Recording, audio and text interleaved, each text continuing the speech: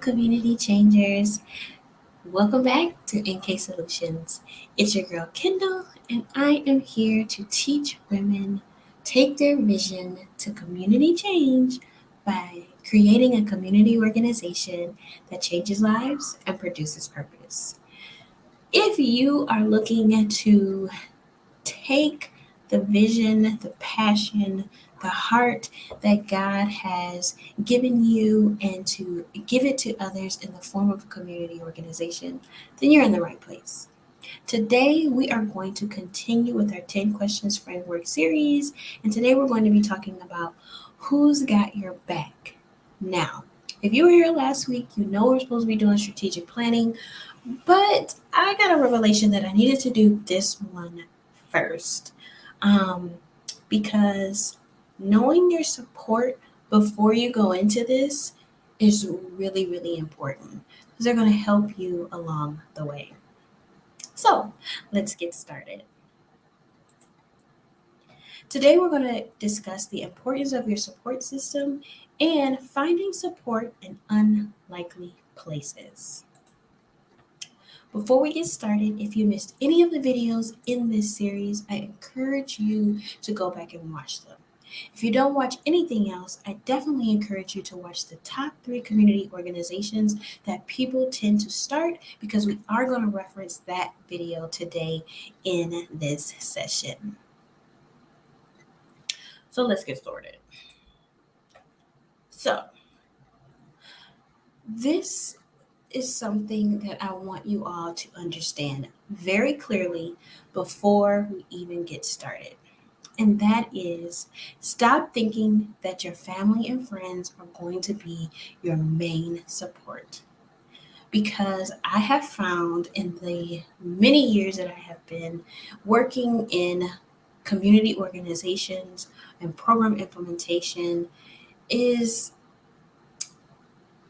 your family and friends are not always going to be the main people that are supporting you. Now, I'm not saying that they don't support you. Don't get me wrong. But I'm just saying that they may not always be that support that you need at that particular time for what you're trying to do. And I am going to show you how you can find your support in unlikely places as you start into saying your community organization. So, a while ago, we talked about the 3 most common community organizations, and I shared this slide. Today, I am going to take those 3 common community organizations and I am going to show you how you can find your support right within your org. The first community organization we're going to talk about is our Locality Development Community Organizations. And if you don't remember, locality development organizations are usually organizations that meet the need of a target population. They are usually your block clubs, your support groups, or your mentor support groups. Okay? The support that you receive within these groups are usually the people that are in the group, okay? The support should be so solidified and so strong that even in your absence, the group can continue to go on. And oftentimes, these community organizations are community organizations that have a revolving door of members, they have a revolving door of different things that they are doing, and it's going to have a revolving door of different kind of support that you're going to receive. So, to give an example, I was honored to be able to write a grant of $10,000 to start a family support group for families with children with special needs.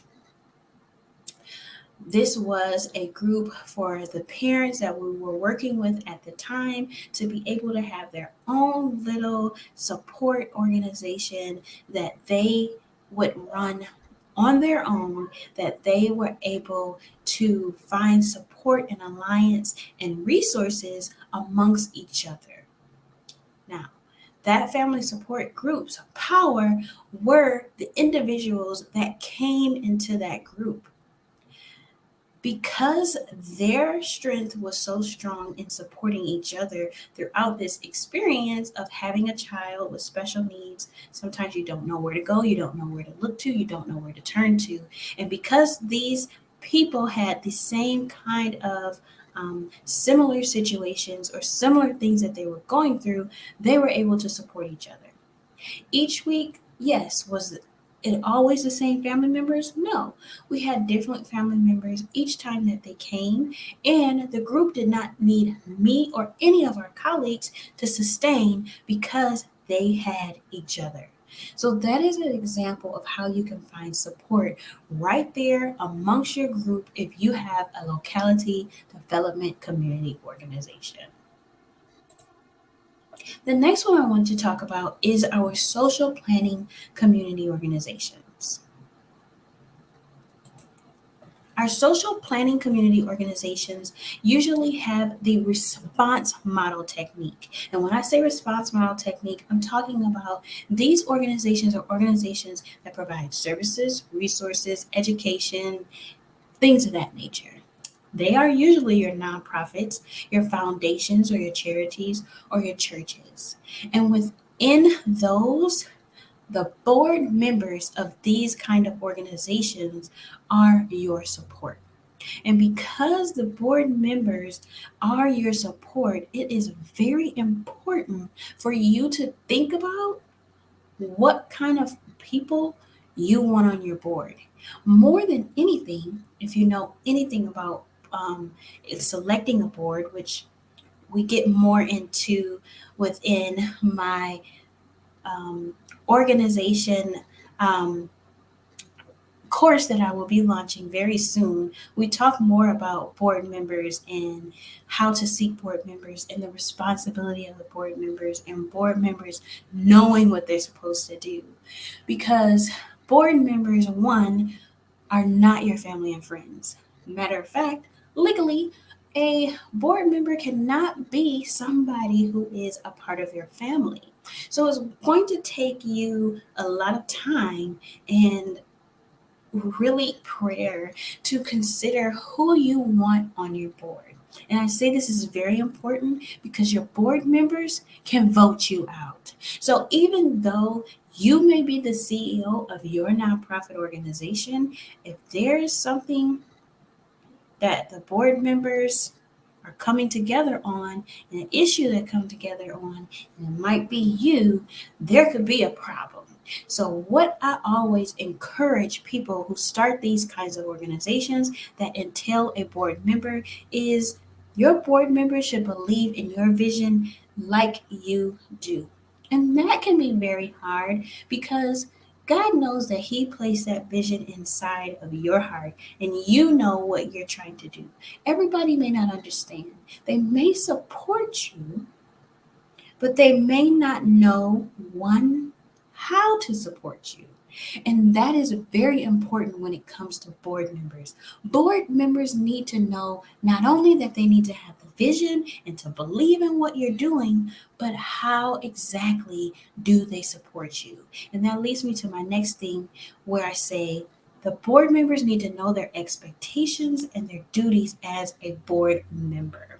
If not, they're literally just names on a piece of paper so that you can keep your organization going and have a random annual meeting about something that they probably know nothing about because you haven't been meeting with them frequently about the changes and the things that you're doing in your community organization.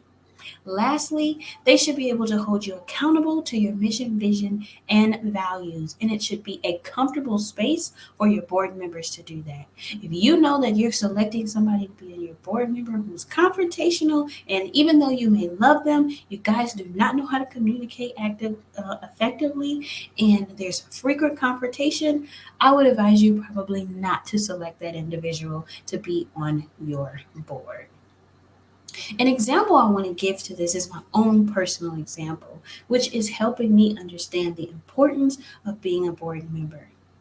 I was asked and honored to be a board member of a community organization, nonprofit that I truly, truly believe in. Not only do I believe in it, but I myself have received the results from it.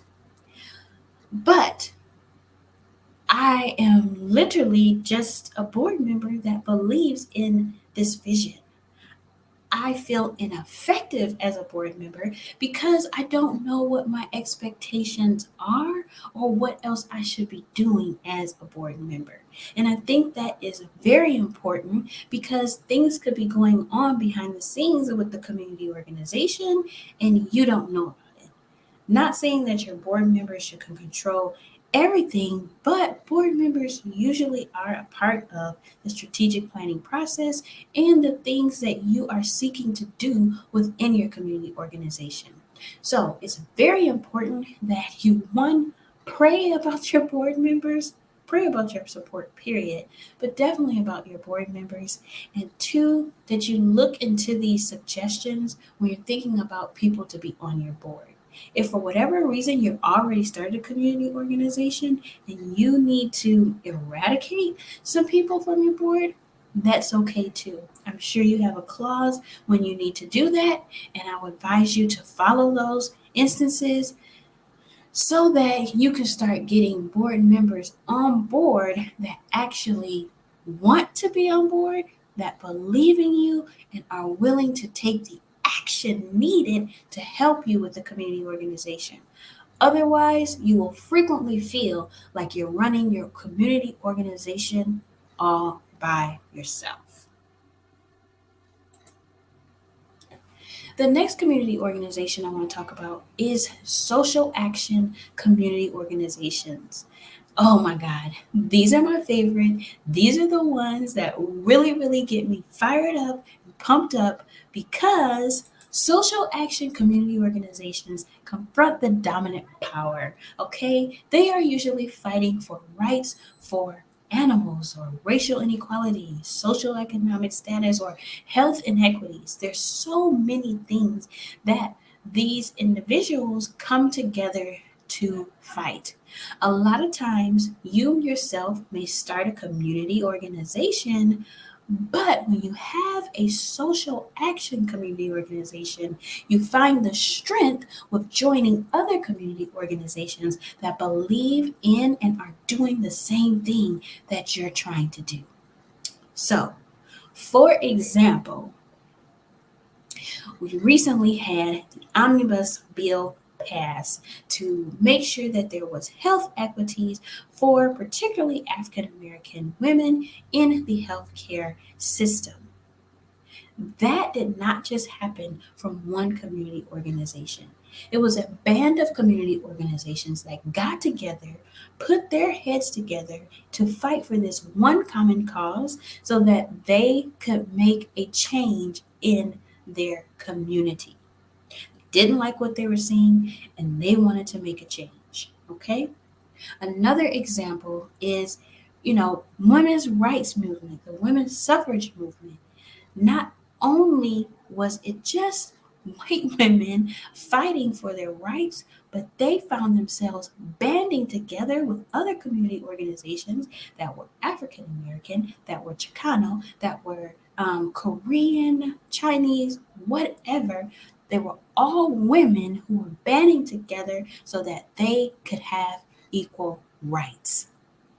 So here's an example of you finding your support from other community organizations.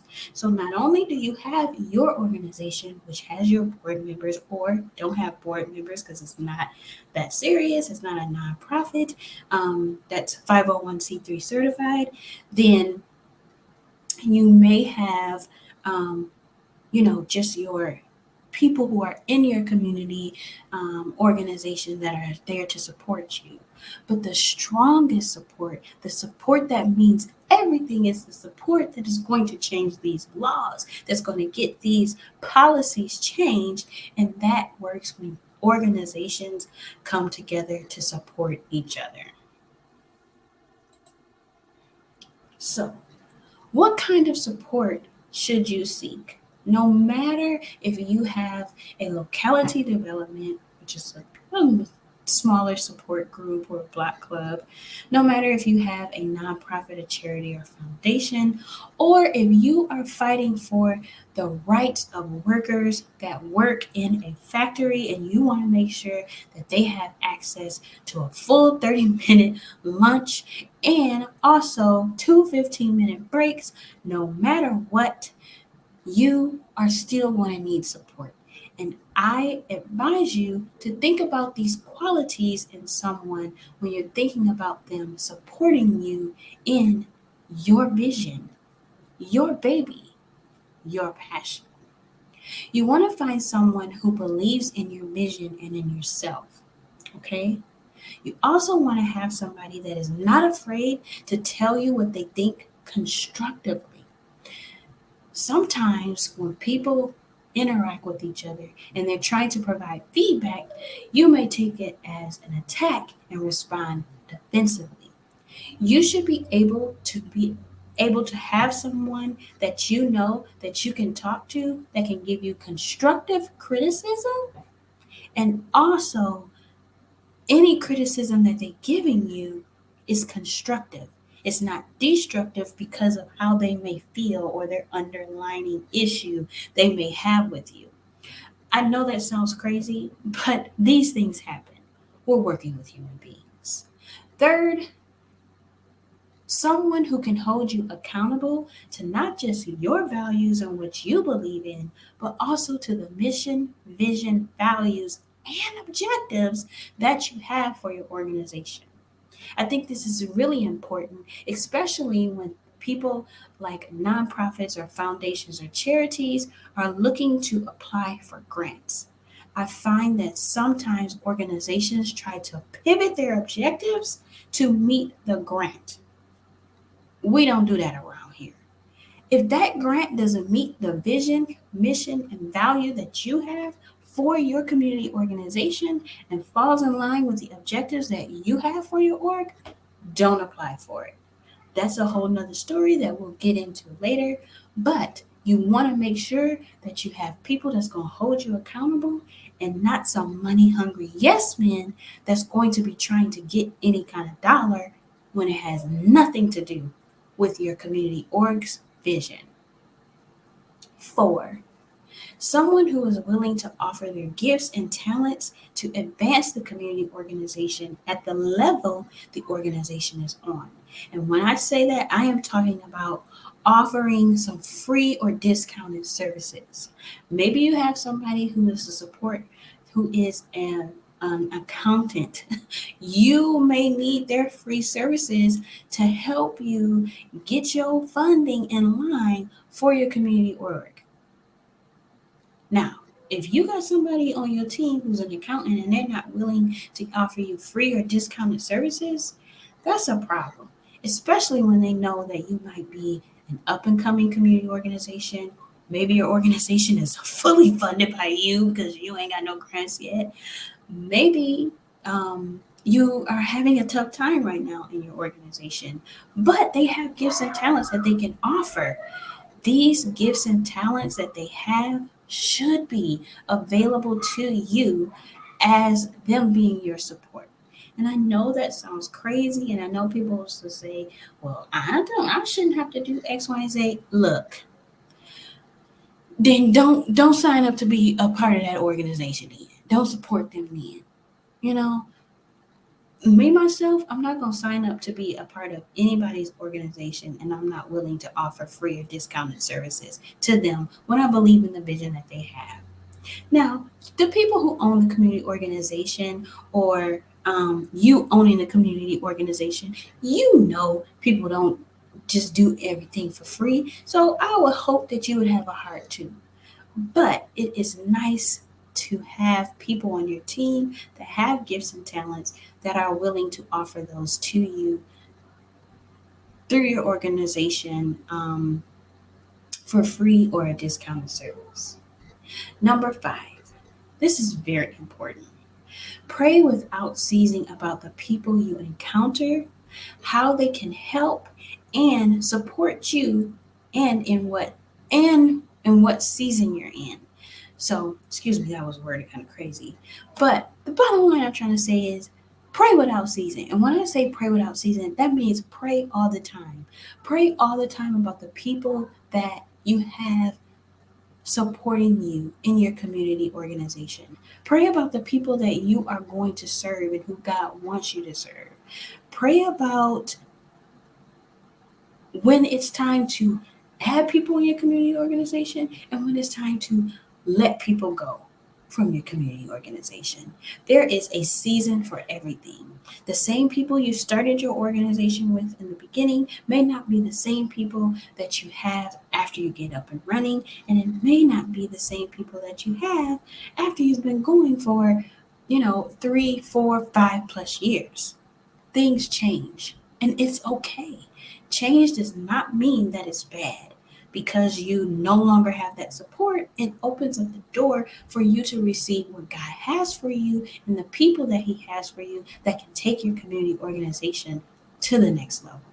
So, never look at a situation where you feel like you need to leave a community org, they feel like they need you to leave a community org, or you being asked to be a part of a community org. Those are all things that are good. And last but not least, know that you are not alone. Even if right now, as I speak, I want to start my nonprofit organization, I am praying that God helps me be able to select the people that He wants me to have a part of this. Because the vision that He gave me is so vast, and there's so much that is entailed in what I see and what I want to do, that I'm going to need me some heavy hitters. And that's on period. God knows that. And I pray to Him all the time about it, and that He helps me and that He gives me the right words to say and the discernment to know who is who needs to be on this road with me. And I know as time goes on, that will change. But I also know that I can't sleep on this, and neither can you. Your community needs you. Whether you have a full selected board, whether you have support or not, you got to keep moving. Because the vision that God gave you is not just supposed to be sitting there dormant and be a dream. No, it is supposed to be something that is lived out in this world so that it can help God's people and advance the kingdom. So, with that being said, if you have not already, I encourage you to grab the 10 Questions Foundations workbook, which is where all of these questions are coming from that I'm talking about throughout these series, so you can get a head start and know where we're going. I know we pivoted a little bit this time and we didn't talk about the strategic plan, but I do plan to do that next video. I just thought that it's very important for you to know who's supporting you first so that when you do start doing your strategic plan, you have some help. You have some people that can help you through this, and you have some people that you can deliberate those ideas with. So think about those qualities I gave you when looking for support, and I want you to take those so that you can start thinking about who's going to help you on this journey from vision to community change, because your community organization is going to change lives and it is going to produce purpose. If you need help throughout any of the topics that I've talked about, if you have questions about trying to figure out how to solidify your board and what a board should do and their activities and things of that nature, you can always book a consultation with me. We can sit down, we can talk about these things, and then we can discuss if any further services are needed for me to help you on this journey. So, if you want to connect with me, you can connect with me at NKay.solutions on Instagram. I'm always on Instagram, it's my platform of choice. You can also connect with me by leaving a comment down below. I would love to hear what you have to say or any advice or additional things that you think would help somebody else when selecting their support. If these videos have helped you at all, I encourage you to subscribe to the channel because I'm going to continue to be providing this kind of education information. And if you want to know a little bit more about what I do and to schedule that consultation, you can always visit my website. So, until next time, community changers, I appreciate you guys stopping by and take your vision to community change by starting that community organization that's going to change lives and produce purpose. Until next time, peace.